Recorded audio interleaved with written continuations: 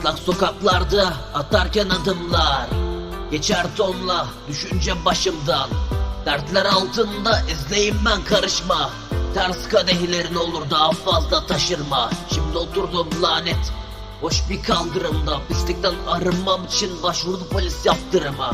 İlham verim gelir sokak lambası yandığında, insanlar bana imrenir bir ot daha yaptığımda. Duyduğumda saçma geldi hayat denen kavramı. Her adımda bir yangın daha yarattım. Geleceğim parlak değil, tam zıt çekim karanlık.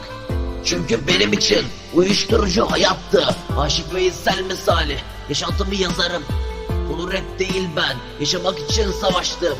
Hayatta neredeyse hiçbir kuralı takmadım. Annemin vefatından beri gözlerim bulanıklaşmadı.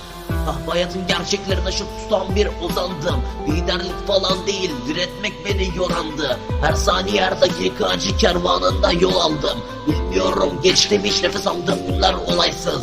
Geleceğime inanan ayyaş bir salaktım, bir de derler sözlü acıların ilacı zamandır. Seni seviyorum kelimesi de kapkara bir yalanmış. Gösterdim akıllınca gördüm kim doğru kim yalancı.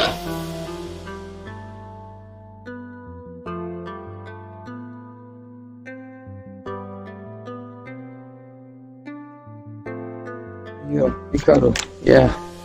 Həyata başladım mən 13 yaşında. Aldım həyatı mən qarşıma, dedim bu işə qarışma.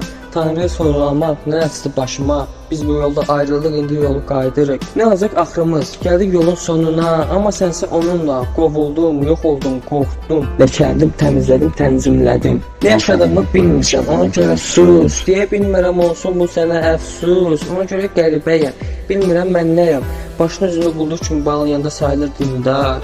Gizləmək üçün eybini, sınırlı dindarlığa, çöldə dinlənən məktəbli, bu sığar mı vicdanlığa? Yazaram mən küçələrdən, hökuməti bağlı keçidlərdən, şəhidlərin ürəyimizdə yox, asılı keçidlərdən. Hədəf qoymuşam özümə, az evdə MC olmaq, dostum Zənin oğlunun ən sevdiyi MC olmaq. Hər kəsin yanında dost tanışır, mən də otaqda tək olanda, hər kəsin sevdiyi qonuda mənim əlimdə sadəcə qələmim var.